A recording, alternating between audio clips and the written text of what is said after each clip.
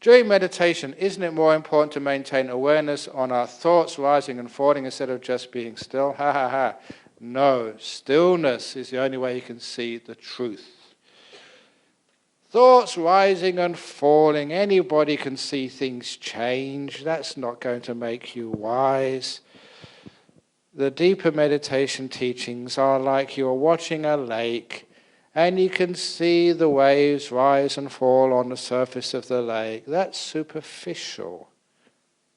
But then one day you're meditating, you see the waves rise and fall, and without any warning, you get so still that the lake vanishes and the land all around it disappears. It's gone. Now that is interesting. That is weird. When things disappear which aren't supposed to disappear. That's where you get really big insight. When I was a young student, my girlfriend was over in Dharma University, so I went up there for a year. It was amazing what guys would do, following you with girls all around the country. But it was good. There was a Zen monastery close by. It was the only Buddhist temple, I could ever go to. So I was not into Theravada, but I didn't care. Any Buddhist would do for me, so I went to the Zen monastery. And the Zen monastery, that was really interesting, because the guy came with a stick. You were supposed to be all lined up on two sides of the meditation hall, facing the wall with your eyes open. And this guy walked behind very slowly with this big stick. And if you were sleepy, you got hit.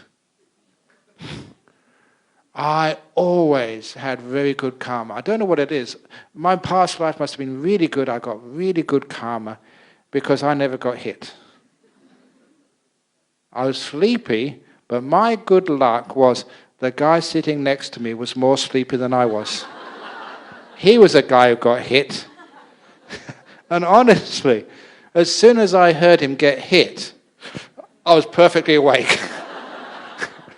I was terrified. I was so scared. I didn't want to be hit. It really sounded like it hurt. So that got my sloth and torpor away all weekend. But the interesting part was we had to keep our eyes open and watch a wall. Just an ordinary whitewashed wall. Now, because I could let go of my thoughts, most people just go off into fantasies and thoughts. Because I could let go of the thoughts, I've been trained in meditation before. I had no thought in my mind, no past, no future, and just was looking at the wall, the white wall. And then an incredible thing happened. The wall vanished. It wasn't there anymore. And that was weird. The thing was, this was in the early 70s, when a time when weird stuff was cool. Weird meant interesting, awesome. Yeah, give me some more weird stuff. And to this day, I always like weird stuff. Anything crazy, let me know. So walls disappearing was brilliant. Wow, this is interesting. And then, of course, afterwards, you contemplated, what happened? It was obvious, there's nothing magical. All it was is your brain is only wired to notice things which change. If you're paying attention to a wall, and it's not changing in colour, you're not paying attention to thoughts, but you're just seeing a wall, after a few seconds it disappears, it vanishes. Just what the brain does. In the same way, if you don't move the cursor or click the mouse, what happens to the computer screen? After a while it turns off. That's exactly what happens with the brain. Nothing's happening, so it turns off. Saves energy. That's what the brain does. So all it was is through stillness, things vanished. And that is one of the most important parts of the deep meditations. You keep things so still. You close your eyes, you see the inside of your eyelids for a few seconds, and then that disappears because nothing's moving. Sound, it's in the background somewhere.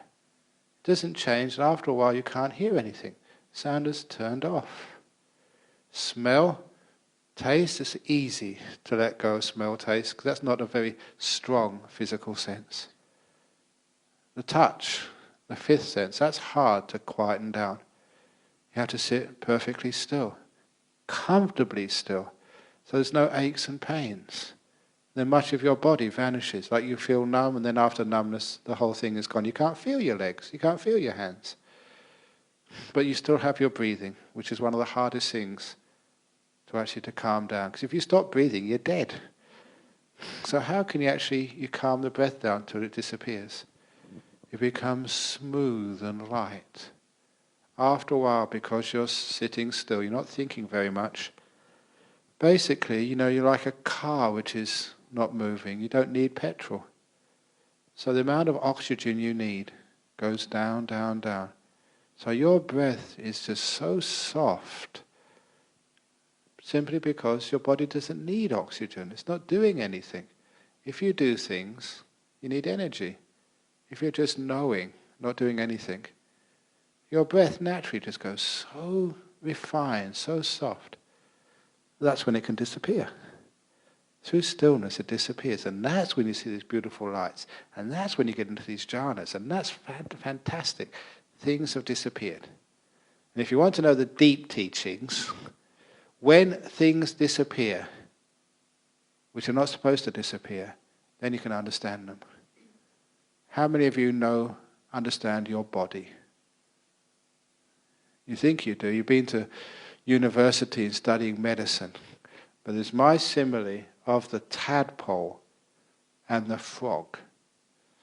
Once there was a little tadpole who grew up in a pond in temple grounds somewhere in Singapore.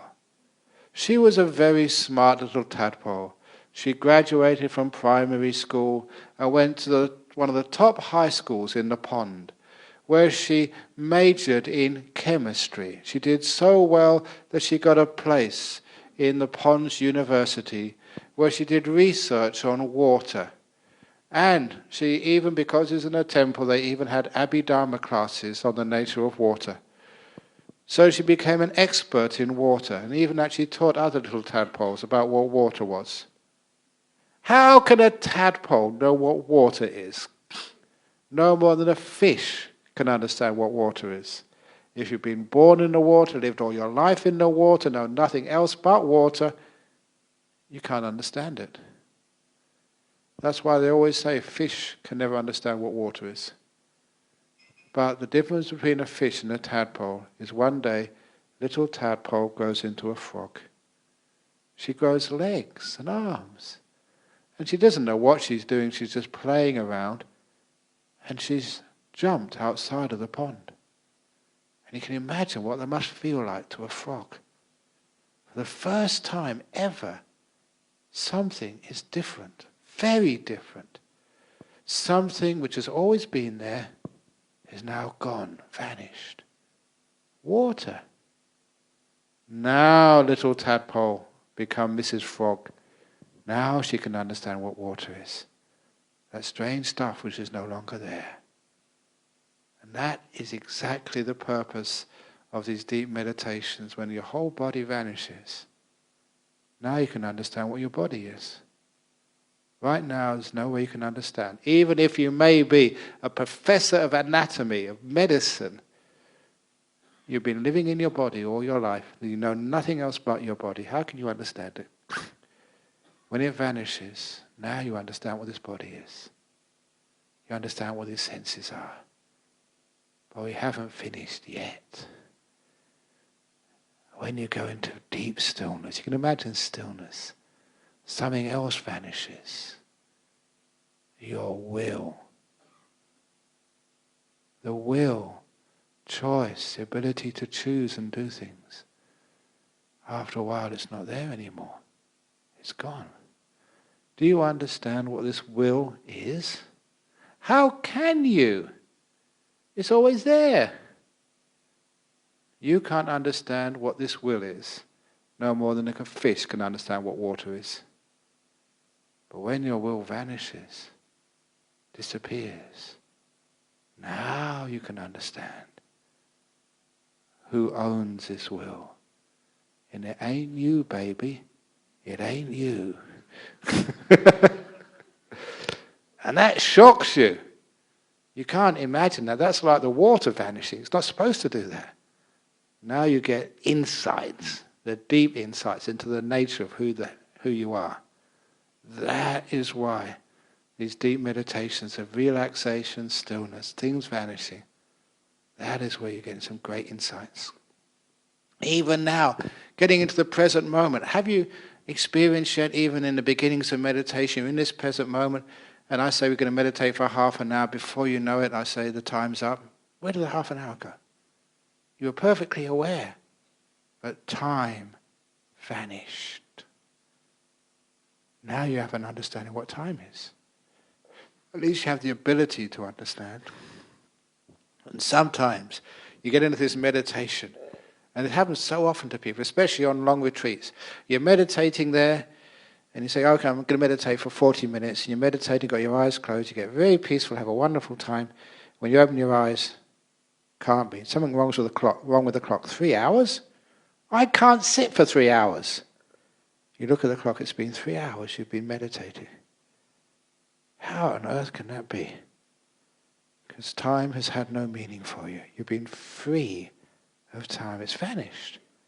You're just there. Now these are great experiences you have in meditation. Weird, great, and most of you will get that if you carry on meditating. Find out the meaning of time. Easy. Okay, you inspired? I should do some more questions. Sometimes I inspire myself.